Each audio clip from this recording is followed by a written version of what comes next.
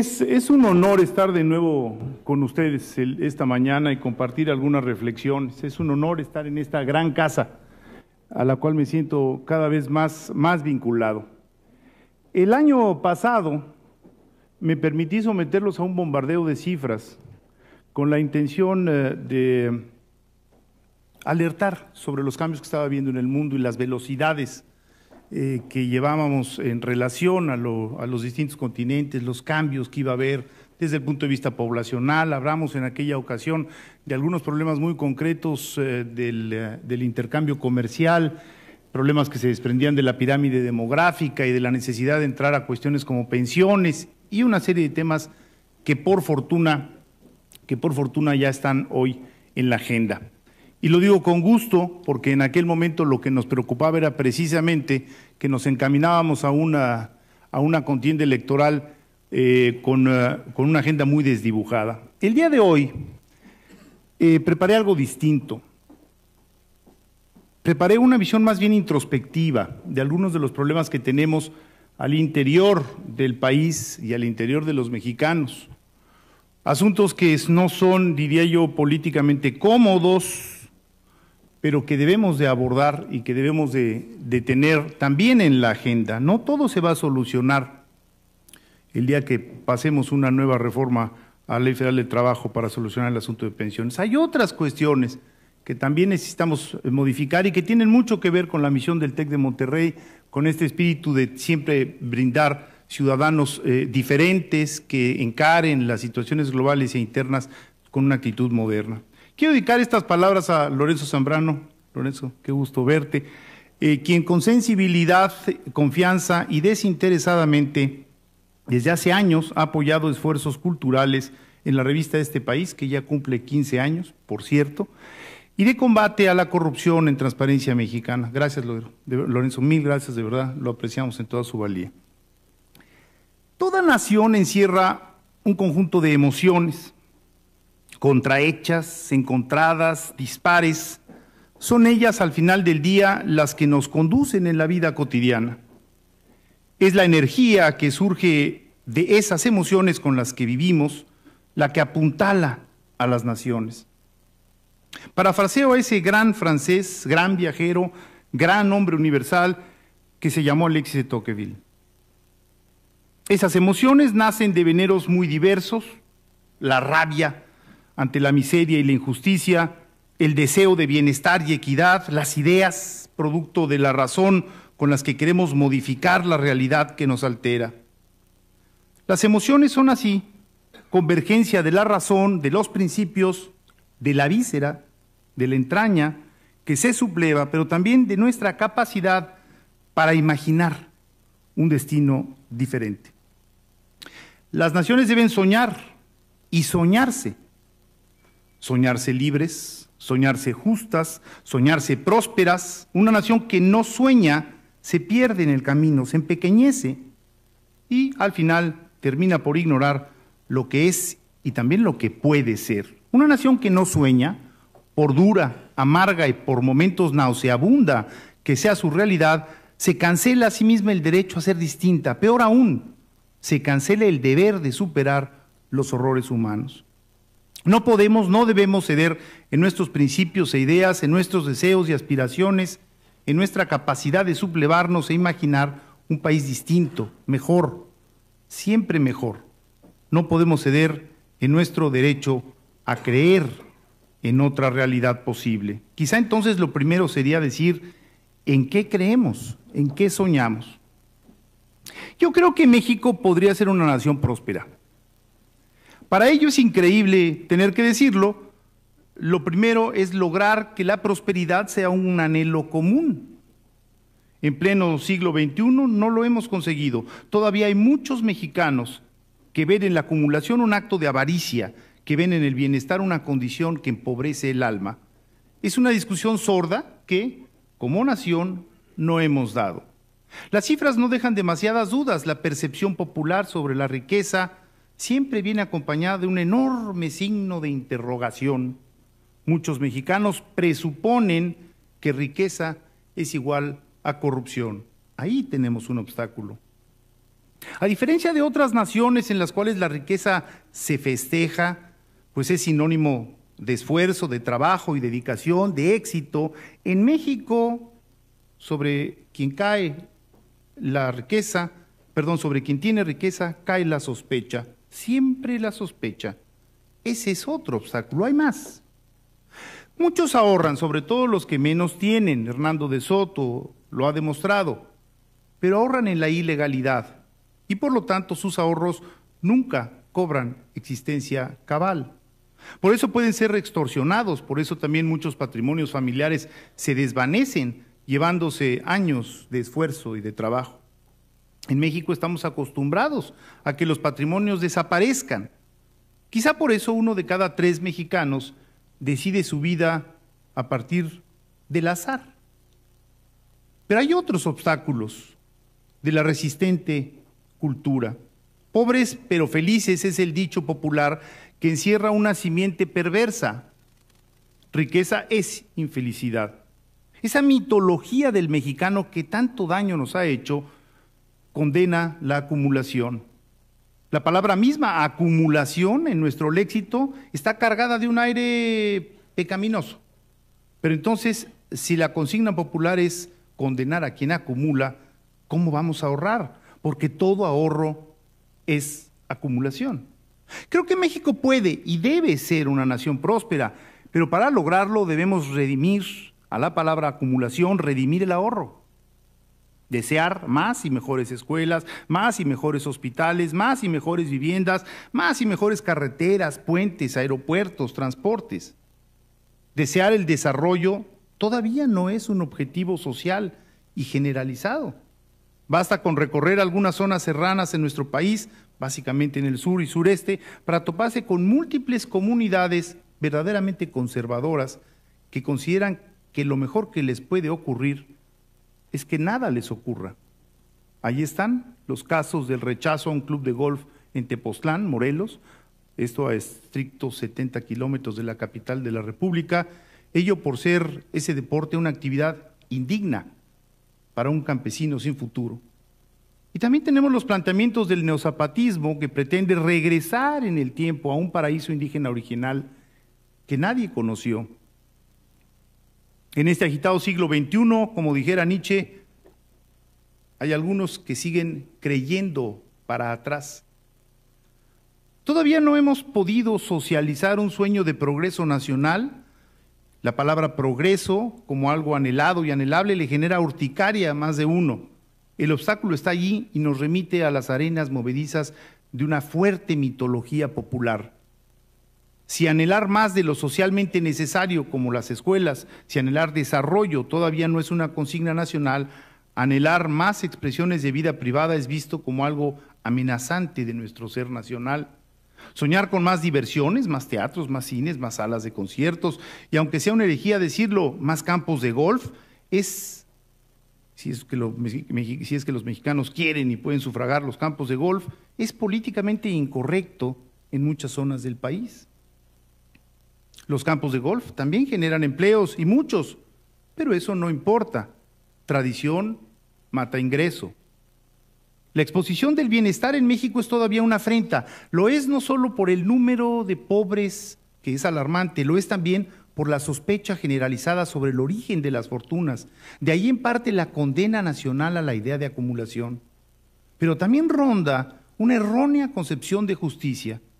En la pesada mitología popular, admitir deseos de prosperidad equivale a traicionar la pureza del ser nacional. La acumulación es sinónimo de vaciamiento del alma. En la mitología nacional, la idea de pobreza acerca más a la purificación y redención. En México no hemos podido superar esa discusión encubierta de tintes religiosos. Somos todavía un país peleado con la prosperidad. Por supuesto, siempre habrá alguien que acumule por acumular, que crea que la riqueza por sí misma vale la pena. Para muchos estaremos ante un alma pequeña, puede ser, no lo sé, no hay cómo pesar las almas. Lo que sí sé es que si alguien decide acumular por acumular, estará en todo su derecho y eso deberemos defenderlo a muerte. Pero esa acumulación individual e individualista sin sentido sin sentido social, frívola, intrascendente, arquetipo de la degradación, tiene muy poco que ver con la acumulación socialmente deseable, la que se debe dar en los bienes públicos y que termina por constituir el patrimonio de una nación. Pero la acumulación también es necesaria también en todo proceso productivo, en toda economía. El poco aprecio por el ahorro, el desprecio por la acumulación, es lo que nos dificulta que la idea de productividad abrace a los mexicanos. Ese es un obstáculo mayor en este mundo global. Que la productividad esté en los sueños de los mexicanos, como lo está en la mente de ciudadanos de otras naciones, es un reto. El individuo debe ahorrar, acumular, la familia debe acumular, la empresa, grande, pequeña, nacional, internacional, debe acumular, el Estado debe acumular, debe ahorrar. El desequilibrio de las finanzas públicas planteado hasta hace muy pocos años, todavía por algunos partidos políticos como una estrategia de desarrollo, nos desnuda toda una concepción de la vida. Gastar, aunque ese gasto no tenga sustento. Qué lejos estamos de aquellas consignas de Lincoln a sus conciudadanos. Desconfía de los que cargan mucho efectivo, decía el americano, desconfía de los que gastan más de lo que tienen, entre otras perlas de sabiduría. Creo que México puede ser una nación próspera siempre y cuando encare esa popular condena a la acumulación, siempre y cuando coloque la palabra ahorro en el centro del debate. No hay nación próspera con ahorro interno bajo. El nuestro es la mitad del de Chile, la tercera parte del de China. Ahorro, dice Moliner, acción de no gastar todo lo que se tiene o gana y guardar una parte. Acumular entonces. Ya no más pobres pero felices, mejor prósperos y felices. ¿Quién nos dijo que no puede ser así? El extremo es festejar esa convicción íntima cuando desde lo más hondo de las gargantas cantamos: con dinero o sin dinero, hago siempre lo que quiero y mi palabra es la ley. Que me perdone José Alfredo Jiménez, pero ya basta.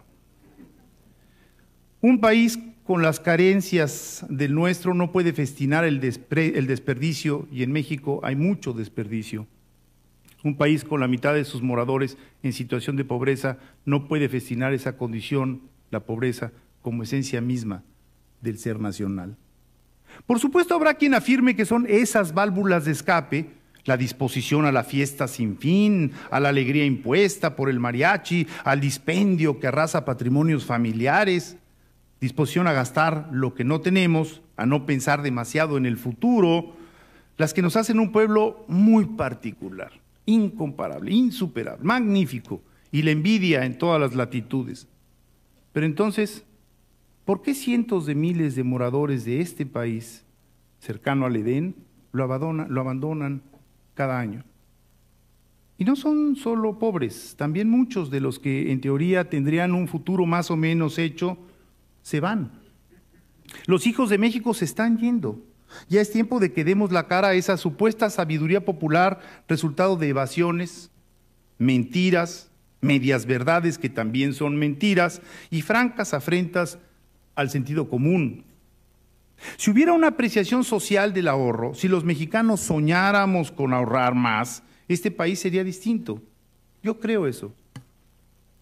Pero cruzamos de largo por una palabra clave en este enjambre: desperdicio. Un país que desperdicia, por definición, no ahorra.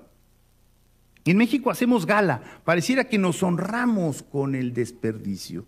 El desperdicio es una mala interpretación del poder. Los verdaderos poderosos no desperdician nada, porque saben que cortar el desperdicio los hará aún más poderosos. Darse el lujo de desperdiciar es una expresión equívoca. Quien adora el lujo quiere que éste perdure en su vida. El desperdicio lo que muestra es más bien ignorancia, miopía. Casi una cuarta parte de nuestro amplio territorio nacional tiene vocación silvícola. Eso sí es la envidia de muchos. Los bosques y no el desierto podrían ser la imagen simbólica del paisaje nacional.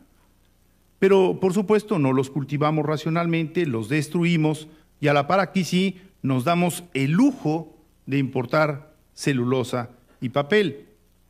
Muchas de las selvas de México fueron y son hogar de maderas preciosas, pero en México lo que hacemos es talarlas y no reproducirlas.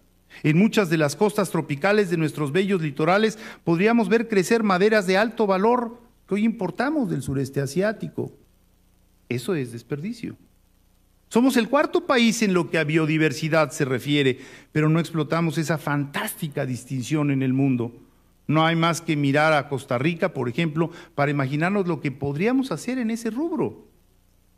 En ese país, pequeño en extensión comparado con el nuestro, pero grande en ambición, reciben en un solo mes, noviembre, un número cercano al 20% de su población total.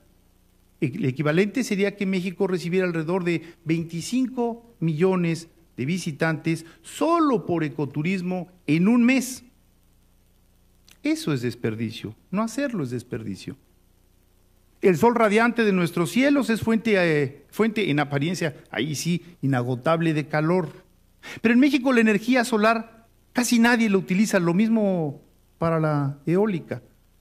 Eso es desperdicio. Año con año miramos sin alterarnos el triste espectáculo de esos ríos color chocolate que llevan cientos de miles de toneladas de materia orgánica al mar. La tierra, ese recurso finito por el que muchos pueblos han dado la vida, nosotros, los mexicanos, lo regalamos a quien no lo necesita, el mar. Eso es desperdicio. Yo creo que México puede ser un país próspero siempre y cuando ahorre, siempre y cuando evite el desperdicio. No hay nación que ahorre si desperdicia y, aún peor, si destruye. México pierde alrededor de 500,000 de hectáreas de bosques y selvas anualmente. Se trata de una tala clandestina que circula por las carreteras sin que nadie se percate. Los guardias forestales son una imagen fantasmagórica con la cual ni Rulfo se topó. Eso es destrucción. Nuestras playas y los ríos son basureros comunitarios. Eso es destrucción. Durante el estiaje el país se cubre de calina, producto de los miles de incendios forestales. La gran mayoría, casi el 90%, resultado de acciones humanas. La cantidad de materia orgánica perdida es incuantificable. Eso es destrucción. Nuestros mantos acuíferos descienden por la explotación irracional. Eso es destrucción. La contaminación de riachuelos, ríos y cuerpos de agua ocupa una de las peores calificaciones mundiales. Poco hacemos por limpiarlos. Eso es destrucción. La violación de las vedas acaba con generaciones de especies marinas.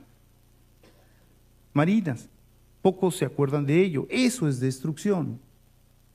La tala y la apertura de tierras de cultivo en declive provoca brutales deslaves. Más del 70% del territorio nacional está en proceso de erosión. Eso es destrucción.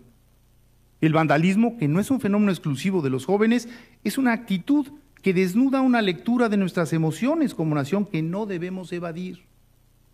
Se destruye lo ajeno, los automóviles, sobre todo los muy lujosos, pero también se destruye lo que debiera ser de todos, comunitario, dirían algunos. Las bancas en los parques, los baños públicos, los asientos en los transportes públicos, las casetas telefónicas, las señales de tránsito, el cableado eléctrico, las luminarias en las calles y las aceras, lo que sea. Los mexicanos vivimos protegiéndonos de los mexicanos. El mayor enemigo del mexicano es el propio mexicano. Yo creo que México debe ser un país próspero, pero para lograrlo, lo primero es que dejemos de destruir nuestro patrimonio, lo segundo es que evitemos el desperdicio y lo tercero es que ahorremos. No se trata de acciones consecutivas, podrían ser simultáneas. Creo que sí podríamos lograrlo. Creo que México podría ser un país justo, pero para ello lo primero sería admitir que tenemos una teoría de la justicia que comienza por acabar con el patrimonio de los que lo tienen en lugar de reproducir patrimonios. Algo está mal. Casi hemos llegado al bicentenario de la independencia y al centenario de la Revolución Maderista. Quizás sean buenas fechas para preguntarnos por qué la observación de Alejandro von Humboldt sobre la desigualdad de México sigue siendo válida. algo no ha ido muy bien en nuestra teoría de la justicia. En el largo periodo, muchos otros países han logrado abatirla. México es uno de los países en el mundo con mayor injusticia. ¿Qué pasa? Hay algo de justicia súbita, de idea de justicia súbita, que merodea en nuestro país. No en balde, dos partidos políticos nacionales utilizan el vocablo revolución en sus siglas, expresión que está plasmada en el nombre de muchas de las principales calles de nuestras ciudades, revolución. ¿De qué nos asombramos cuando desde Chiapas se lanza que México necesita una nueva revolución? La sublevación de las instituciones, y eso es una revolución, es una propuesta justiciera muy romántica que fracasó en tanto que con ella se imponían regímenes autoritarios o francamente dictatoriales para lograr la justicia anhelada. Esta rara vez llegó. El sacrificio de libertades era muy claro, la justicia social bastante nebulosa. Los países que hoy gozan de mejores niveles de equidad social, sobre todo los escandinavos, son aquellos en los que no ha habido levantamientos subversivos en siglos. La justicia la han logrado lentamente con las herramientas tradicionales, un sistema fiscal sin excepciones y progresivo, un sistema educativo de calidad y exigente que facilita la movilidad social, relaciones de trabajo flexibles que ayudan a la creación de empleos y a la movilidad de estos, por supuesto un sistema de prestaciones sociales, en particular de pensiones, eficiente y bien financiado. El trabajo es el gran instrumento de redistribución de la riqueza. Esa es una de las grandes lecciones de la segunda mitad del siglo XX. Y, finalmente, en esos países se han tomado en serio acciones paralelas que fomentan mayor igualdad, por ejemplo, el combate frontal a la corrupción. A mayor corrupción, mayor desigualdad. Ese es nuestro caso. Quien argumente que la justicia puede llegar rápido, miente. Quien argumente que la informalidad es un mal que ayuda a paliar la injusticia, miente. A mayor informalidad, mayor injusticia. Quien defiende que solo el manejo estatal de los recursos garantiza mayor justicia social, por lo menos desvirtúa. La propiedad determina muy poco, es la eficiencia la que cuenta. Si por propiedad fuere, México debía ser una de las naciones más justas del orbe. Creo que México puede ser un país más justo, lo será el día en que todos los causantes potenciales paguen sus impuestos, y no solo la mitad, como ocurre actualmente.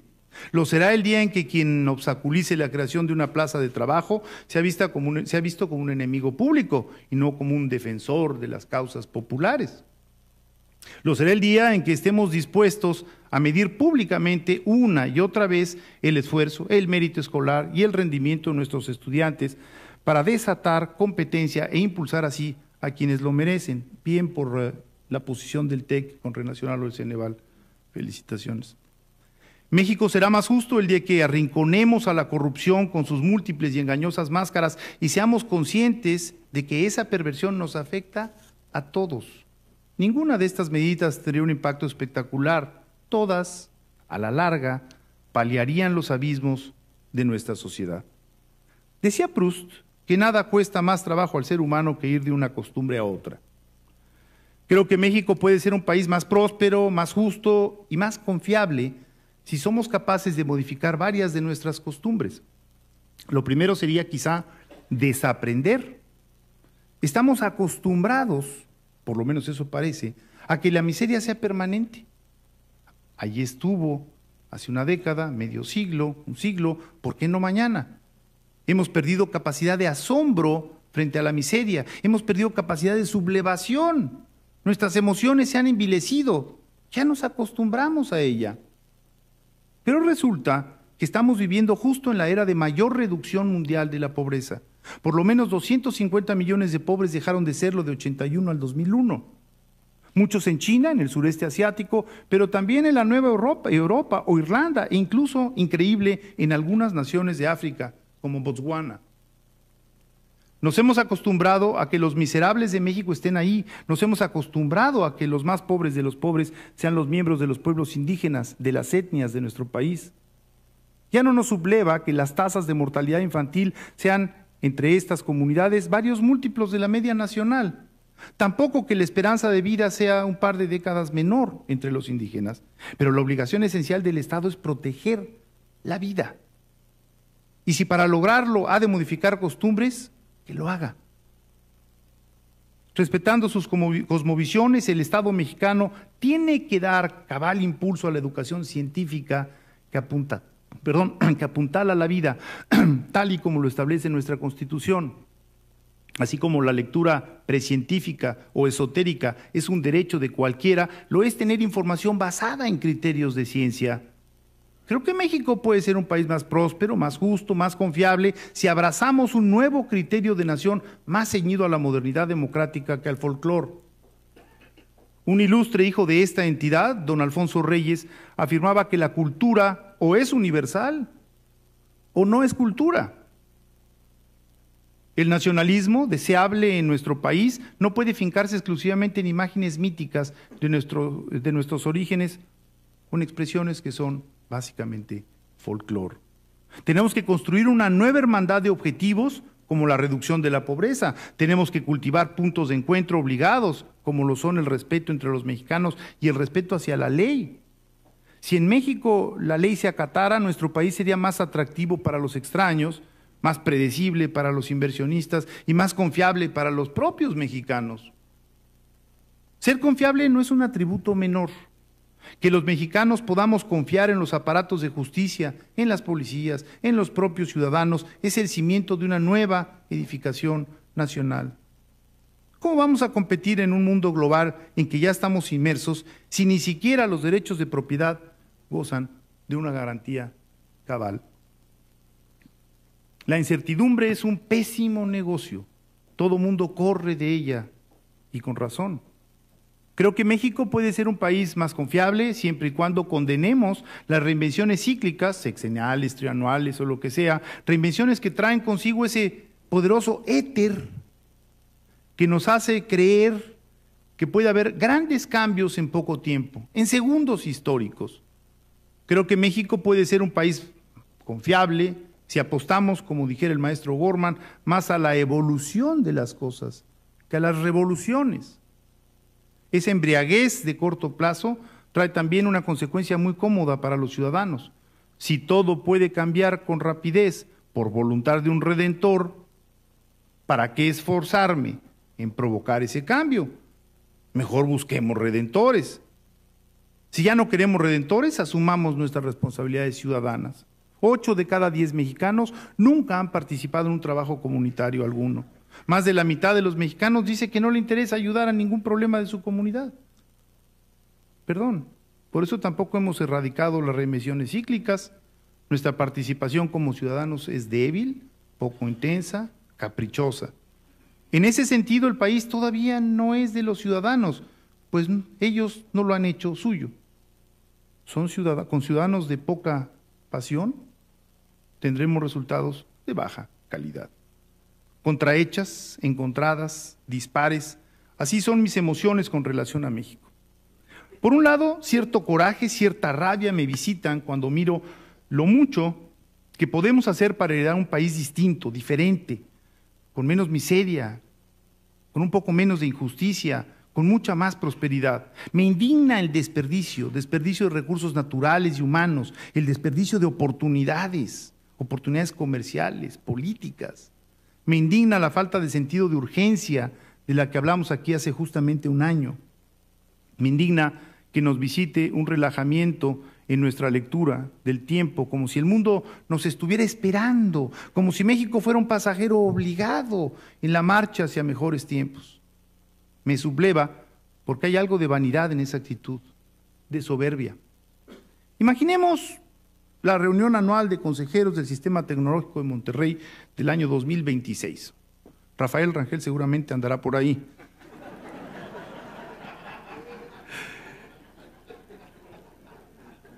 Ese año sí, seguramente. Ese año se comentará la nueva y muy significativa reducción de la pobreza en nuestro orbe, sobre todo en países que lograron brincar a la sociedad del conocimiento. Habrá varios africanos. Ya no tendremos que revisar el mapamundi para encontrar sus coordenadas. Habremos aprendido, a la mala, que la inversión extranjera directa ya también fluye hacia allá. La economía china estará a punto de alcanzar al estadounidense. La Unión Europea, con Turquía incluida, sería el tercer mercado global después de la ASEAN, la Asociación del Sureste Asiático, con cerca de 2.000 millones de consumidores, y del bloque conformado por India y sus alrededores. El G6, el grupo de las economías más grandes, estará conformado todavía por Estados Unidos y Japón en los dos primeros lugares, pero después vendrán China, India, Rusia y Brasil. ¿Y México? Nos preguntaremos. Bueno, la respuesta nos podría dar vergüenza. México perdió el tiempo. Esa expresión tan nuestra que en realidad podría sustituirse por quemó sus tiempos. Hay otra versión que me alienta. En México logramos un acuerdo para combatir la pobreza, para crecer y generar tantos empleos como podamos. En esa versión dejamos de discutir sobre las personas y pasamos a discutir sobre los asuntos. En esa versión México aprovecha sus recursos reales, naturales y humanos y se lanza a tomar el futuro entre sus manos. En esa versión fomentamos la educación como gran causa nacional. En esa versión apoyamos las mejores tecnologías que se vuelven asunto de todos los días. En esa versión invertimos en ciencia y llevamos la red a todos los rincones. En esa versión volvemos a soñar en una razonable grandeza de nuestro país. En esa versión los sueños nos hacen amar cada vez más a México. Mil gracias.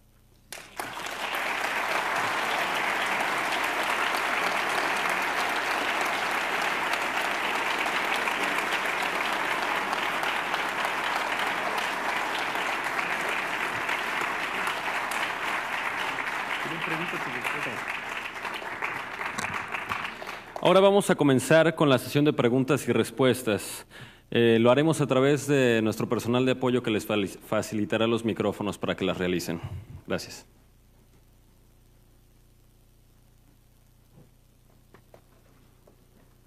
No me digan que nadie se anima, los dejé Federico. ¿Por dónde? ¿Por dónde? Acá, buenas tardes. Jorge Michel, de Campus Colima. La pregunta es, ¿cómo sacar esa mitología cultural en la que estamos peleados con el dinero, donde encontramos virtud en la pobreza? ¿Cómo sacar eso de nuestra conciencia colectiva cuando evidentemente los medios en el país no emprenden ni se comprometen con la tarea? ¿Cómo hacerlo cuando una gran proporción de nuestros políticos y de los opinadores profesionales en el país increíblemente abrazan, defienden, le abonan a esa mitología? ¿Qué se puede hacer?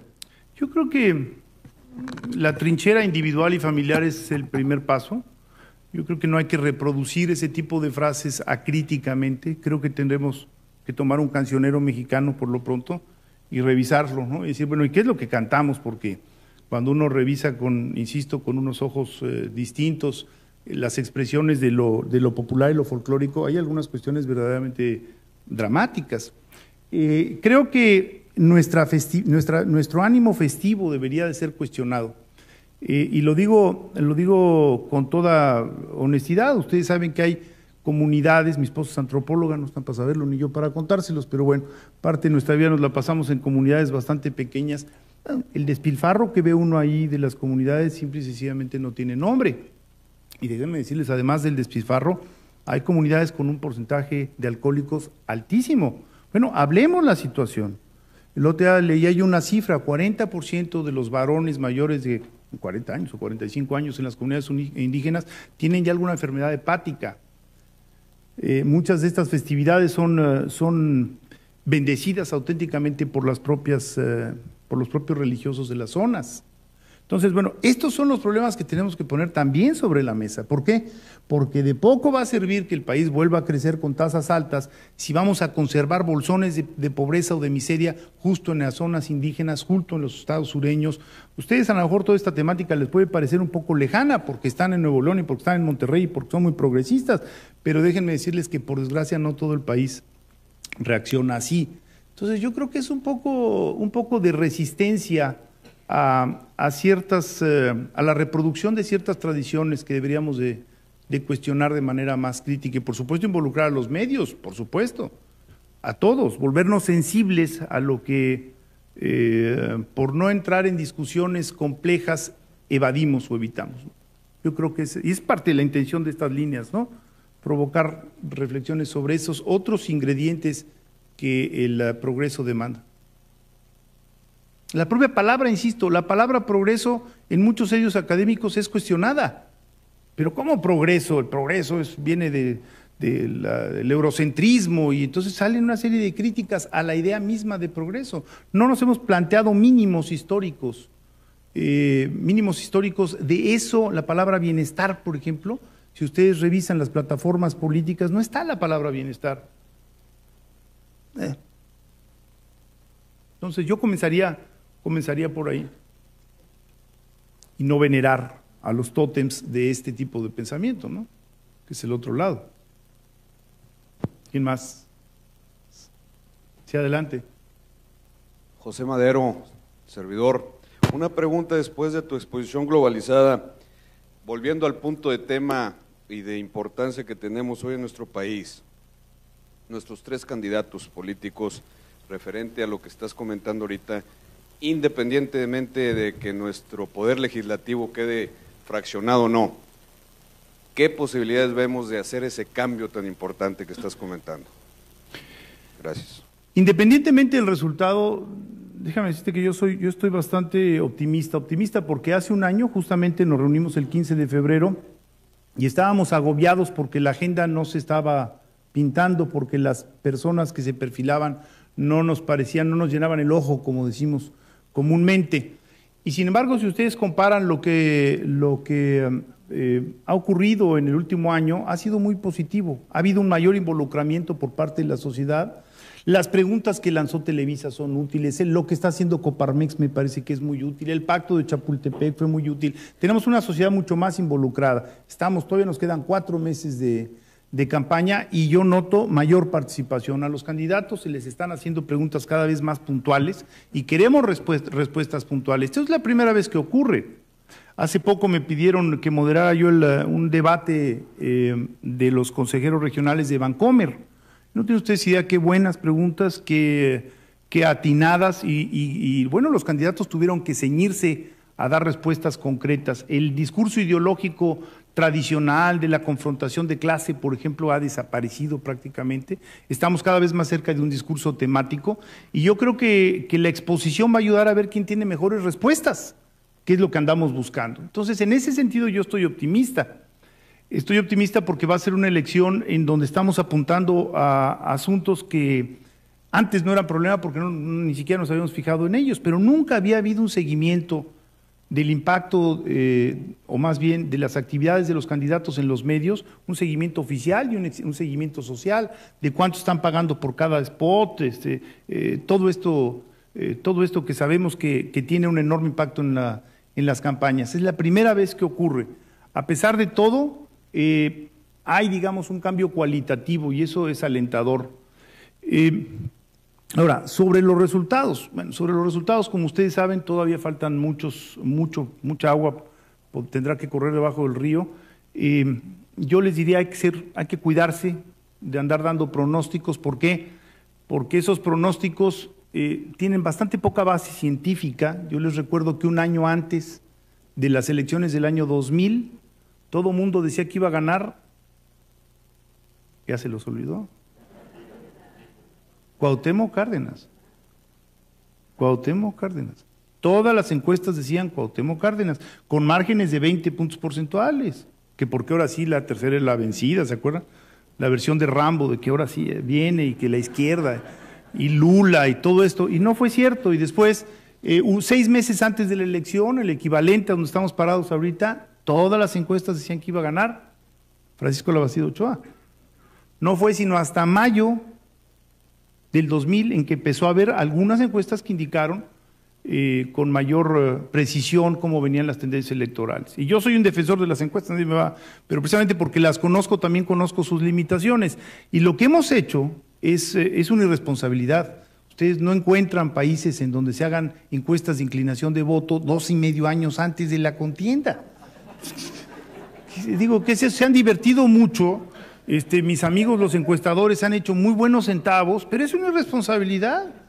Es una irresponsabilidad, es como si estuvieran viendo ustedes con un telescopio o un microscopio con una mira que no alcanza a ver más de 1 metro y están a las sombras les están poniendo números y nombres y apellidos. Ha sido muy irresponsable y le hemos introducido al país una tensión innecesaria. Y perdón, no toda la atención es positiva. Digo, a mí, por ejemplo, lo veo uno en las casas de bolsa, en los bancos. Hay cierta inquietud. ¿Por qué? Bueno, porque desde hace 2 años venimos introduciendo el factor político como algo determinante, ¿no? Entonces, los mexicanos están con el alma en un hilo innecesariamente desde hace 1 año y medio. Ahora, al final vamos a estar todos con el alma en un hilo, pero necesariamente, ¿no? O sea, hay que esperarnos un poco. Mire, buenas noticias. Los registros públicos del Instituto Federal Electoral, de reconocimiento del Instituto Federal Electoral, están muy bien. Traemos al IFE por arriba del 70%, está bien, el 70%. Y también el Tribunal Federal Electoral, porque ha subido. Curiosamente, quien ya ha tenido experiencias con el Tribunal Federal Electoral tiene una mejor impresión. Eso está bien. ¿Y por qué está bien? Porque se nos olvida que al fin y al cabo, para organizar la elección, se convocan alrededor de 6 millones de personas, de los cuales 1 millón tiene que estar el día de las elecciones detrás de las urnas. Entonces, si trajéramos ahorita un problema de reconocimiento en esas 2 instituciones, yo le diría foco rojo. Me parece que no va a ser así. Ahora, me parece que podríamos, y hay que prepararnos para eso, ir a una contienda en donde probablemente acudamos al tribunal. Eso podría suceder. En los últimos 2 años ha habido 15 elecciones locales, de esas 15 elecciones locales, 10 terminaron en el tribunal. Con motivo y sin motivo, Motivo, Veracruz, en donde había menos de 2 puntos porcentuales, pero, Coahuila, 20 y tantos puntos porcentuales de diferencia, y también terminó en el tribunal. Esa es la mala noticia. La buena noticia es que una vez que el tribunal se ha pronunciado, ya no ha habido movilizaciones sociales o políticas. Entonces el peso del tribunal se ha ido asentando. No va a ser, esta elección no va a ser como el 68, no, podemos tener una elección cerrada. Si ustedes ven las últimas encuestas o hacen una encuesta de encuestas, yo, Lorenzo, que me prometí que no iba a hablar de esto, ¿te das cuenta? Si ustedes ven en las últimas encuestas, empieza a haber una caída de Andrés Manuel López Obrador y el PRD y un ascenso de Felipe Calderón, no tan marcado en algunas, en otras sí. Hagan sus proyecciones, yo las tengo, y podría haber un cruce si siguen esas tendencias. ¿Qué va a pasar con el caso Marín y el PRI? Difícil predecirlo. Las encuestas que salieron ayer fueron levantadas antes del incidente, del penosísimo, del vergonzoso incidente, o no incidente, del horror que estamos viendo. Entonces, bueno, pues ahí seguramente habrá un impacto. De eso se trata también en política, ¿no? Y bueno, pues hay que estar confiados en que las instituciones están operando bien. Yo no tengo focos rojos en las instituciones y creo que los candidatos, incluido Andrés Manuel López Obrador, está teniendo que ser mucho más cuidadoso. Bien por el ejercicio de Enrique Krause que se llama Lupa Ciudadana, creo que nos va a ser muy útil a todos el poder seguir oración por oración, expresión, discurso por discurso, las distintas intervenciones de los candidatos. Se me hace una idea excelente. Entonces, bueno, veo una sociedad más movilizada, veo a las instituciones bien y claro, bueno, vemos ahí a un candidato que genera, como un libro que acaba de aparecer, entre la esperanza y el temor, ¿no? Hay cierto temor. Por supuesto que hay cierto temor. ¿Por qué? Porque ha habido muchos lances y muchos pronunciamientos de su parte que cuestionan a las instituciones, incluida la Suprema Corte de Justicia, ¿no? Entonces dice uno, bueno, ¿a dónde nos está llevando? Pero le doy datos de memoria, si me permite, de cómo veo más allá de las tendencias, cómo veo el panorama electoral. En México, el 83-84% de las personas se autodefine como clase media. Y usted me va a decir, bueno, ¿y esto qué tiene que ver con qué? No quiere decir que internacionalmente hablando tuvieran ingresos como los de las clases medias finlandesas, no. Pero se siente clase media, se percibe en clase media.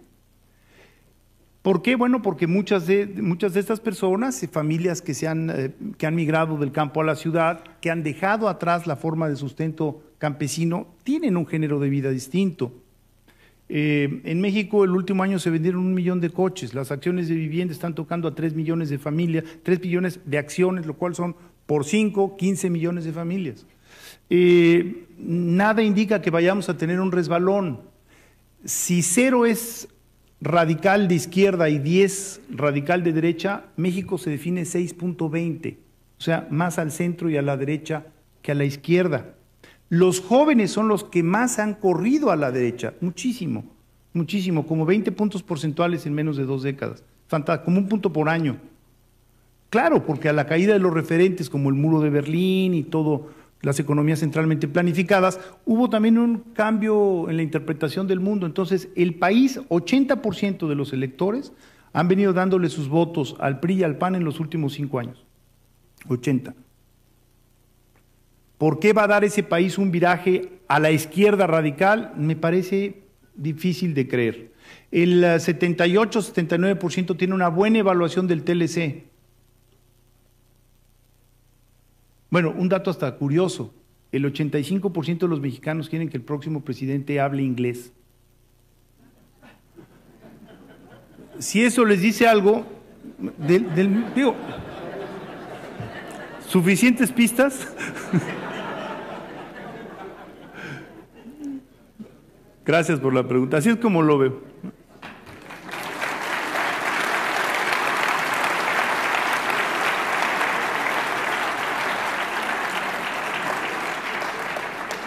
Una pregunta más, había una persona por acá, creo.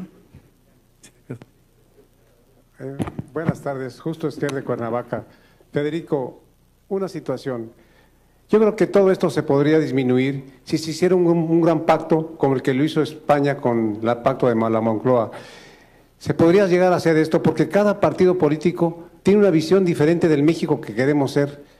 Yo creo que sería un gran avance que la sociedad empujara a este acuerdo nacional donde se vería la pobreza y muchas circunstancias como prioritarias. ¿Cómo lo ves tú en ese sentido? A mí me parece que es central. Yo creo que de verdad tendríamos que ir a un pacto nacional más sencillo, con menos expresiones folclóricas alrededor y más centrado en lo verdaderamente importante para el país. Yo comenzaría por el respeto interpersonal.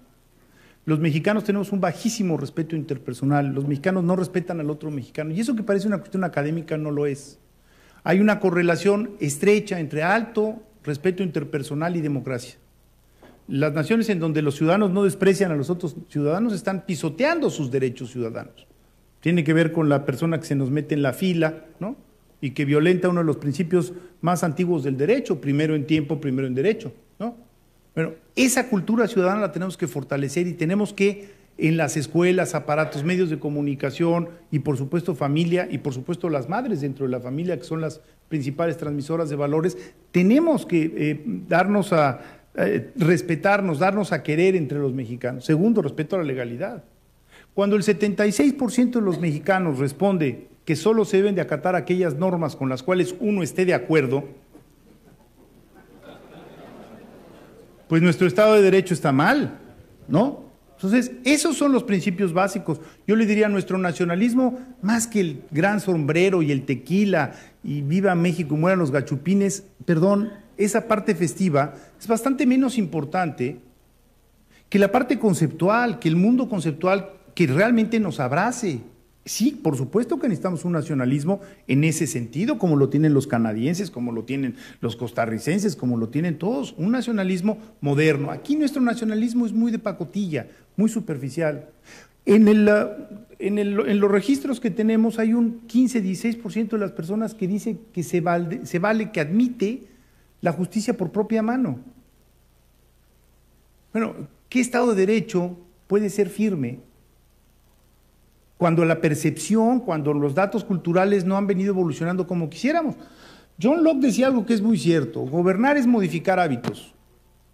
Quien no modifica hábitos no gobierna, flota. Y hay que confrontar ciertas de nuestras tradiciones culturales y de nuestra visión del mundo. Le doy un comentario de un pensador mexicano que me dice, es que Federico, tienen razón en no respetar la legalidad, porque este es un país de injusticias. ¿Sí? Yo creo que todos estamos de acuerdo en que hay mucha injusticia, pero si la conclusión es que hay que dar licencia para violar la ley porque hay una injusticia acumulada, pues entonces nunca vamos a salir. Perdón, tenemos un orden establecido, tenemos que respetarlo. No nos gusta, modifiquémoslo. Pero no podemos estarnos dando, cada quien a sí mismo, y en lo social, no podemos estarnos dando licencia para seguir quebrantando la ley. Yo no pago impuestos porque me parece que la tasa no me corresponde, ¿no? El 50% de los causantes potenciales no paga impuestos.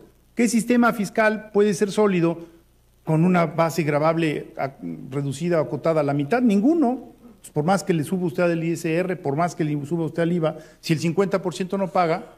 Y ocurre no solo en la Merced entre las personas que están traficando o en la central de abastos que están comerciando lo que sea, pescado. No, ocurre en los consultorios médicos, ocurre, ustedes lo saben muy bien, en todos los niveles. ¿Por qué? Porque hay esta cultura de que como a mí me hicieron injusticia, entonces yo tengo derecho a vengarme y yo me vengo del Estado.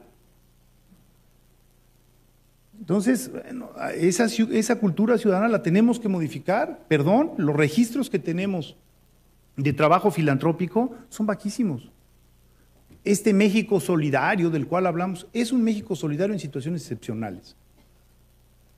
Un huracán, un no sé qué, sí, salimos a apoyar, pero en la vida cotidiana el número de horas que los mexicanos entregan a asociaciones no lucrativas es bajísimo, la mayoría de ellas son religiosas.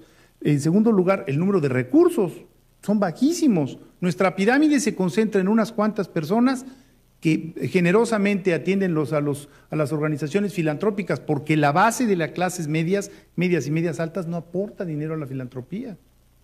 Perdón, entonces son esos lazos los que tendríamos que ir estableciendo. Respeto interpersonal, respeto a la legalidad, y lo que digo en algunas de las primeras páginas de esta intervención, no hemos logrado un acuerdo sobre bienestar y progreso nacional. No es nacionalmente, no es un proyecto nacional asentado.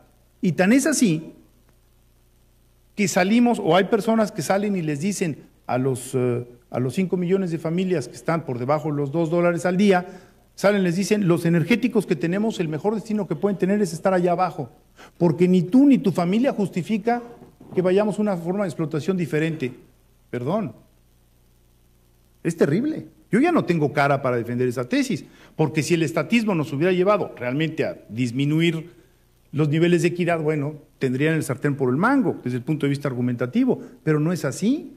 Noruega duplicó su exportación petrolera y ¿qué hizo? Etiquetó una parte de sus nuevos ingresos para ciencia y tecnología. Si le vamos a apostar a ciencia y tecnología, hagámoslo seriamente. Al principio del sexenio había 0.6, estábamos invirtiendo en tecnología, estamos en 0.34. Ha disminuido casi a la mitad. Perdón, las sociedades del conocimiento están, o las que ambicionan llegar al conocimiento, lo están elevando. La Unión Europea, al finalizar esta década, todos los países tendrán que aportar 2% de su Producto Interno Bruto. Y al terminar la segunda década, 3% de su Producto Interno Bruto a ciencia y tecnología. ¿Y qué es lo que ocurre? Eso sí repercute en patentes, en generación de conocimientos, y repercute en las empresas, y repercute en la productividad, en el crecimiento del pastel que podemos repartir. Entonces, yo lo veo por ahí. Francamente, no me importa que tomen tequila o no tomen tequila, que vayan a la Plaza de la Constitución o bailan a la Plaza de la Constitución, y que les guste el mariachi o no les guste el mariachi. Yo preferiría que los mexicanos tuviéramos 4 o 5 anclajes muy claros de vida ciudadana, y creo que este país funcionaría mejor. Mil gracias. ¿Sí?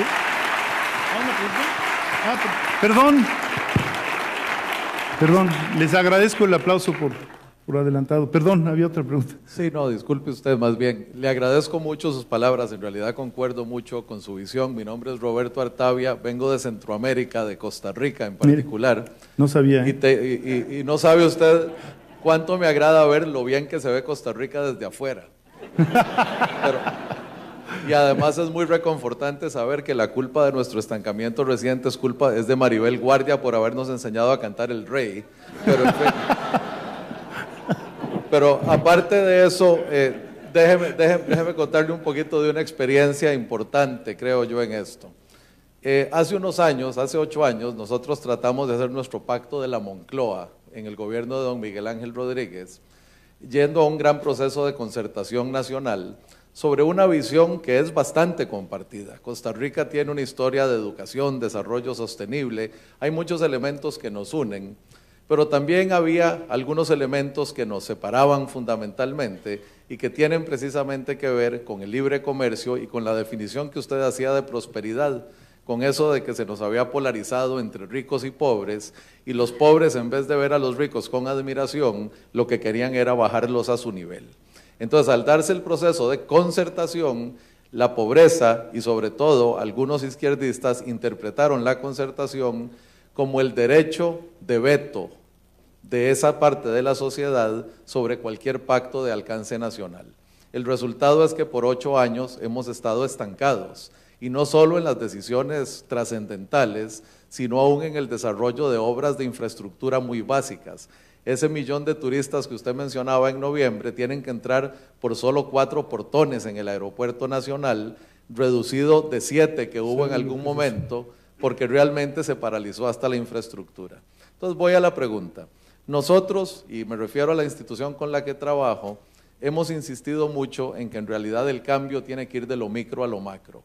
Creemos mucho en el poder de las instituciones académicas, en el poder de la sociedad civil, y la sociedad civil interpretada no solo como la organización sin fines de lucro, que a veces se hace erróneamente, sino interpretada precisamente como la fuerza conjunta de los empresarios, como la fuerza conjunta de una sociedad que se revela y eventualmente causa evolución y no revolución hacia un estado superior, pero que no puede estar basada en un consenso y en una concertación nacional que le da poder de veto a personas y a grupos que realmente no lo merecen.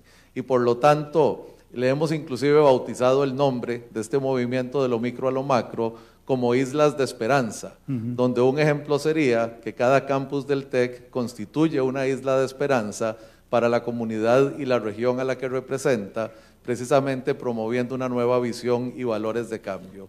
Y hacia allá es hacia donde debiéramos ir. Entonces quisiera saber si esa es en realidad la visión o si usted cree que realmente debe haber un pacto de alcance nacional en vez de trabajar de lo micro a lo macro, de cada uno de nosotros hacia una organización y de una organización hacia una comunidad. Bueno, en primer lugar le agradezco que me recuerde que también en Costa Rica hay algunos problemas. Eso lo hace a uno sentir mejor y que hay estancamiento y que no ha habido reformas, etcétera. Suena conocida la historia y eso de los aeropuertos repletos también nos suena conocido. No sé por qué. Islas de Esperanza. Tengo el honor de presidir el Consejo del Capítulo Nacional de Transparency International en México desde hace, bueno, de hecho me tocó crearlo desde hace 7, 8 años. Y uno de los ejercicios que decidí traer y tropicalizar es lo que en transparencia llaman las islas de integridad. Las islas de integridad son áreas en donde con la participación ciudadana se puede colocar, digamos, bandera blanca, con la idea de que el ciudadano sepa que ahí no hubo corrupción.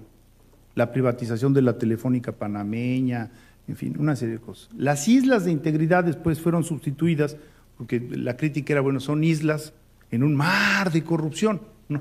Entonces, bueno, pues hay que cambiarle, fueron sustituidas por pactos de integridad. Pero donde voy es, los resultados de esta mecánica de abajo para arriba han sido espléndidos. En México, al principio, los pactos no eran entendidos. Se decía, bueno, ¿qué tiene que hacer el ojo ciudadano verificando una licitación de la presa del Cajón? 800 millones de dólares, o la Parota, que ya viene, ojalá por el país, no por nosotros.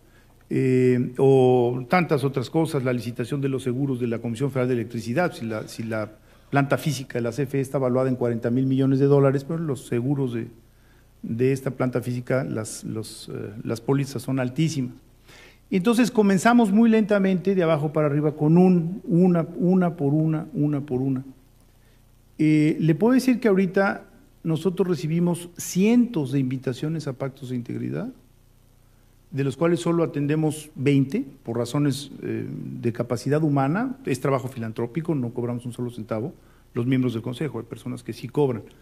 Y ha sido una respuesta, la respuesta social ha sido fantástica. Entonces ahora ya nos piden pactos de integridad para plantas de tratamiento de basura o de agua en municipios, etcétera, y estamos socializando. La idea es precisamente que existieran otras organizaciones en el nivel local que pudieran postular a testigos sociales. Pero regreso a la mecánica, yo creo que la mecánica es muy afortunada.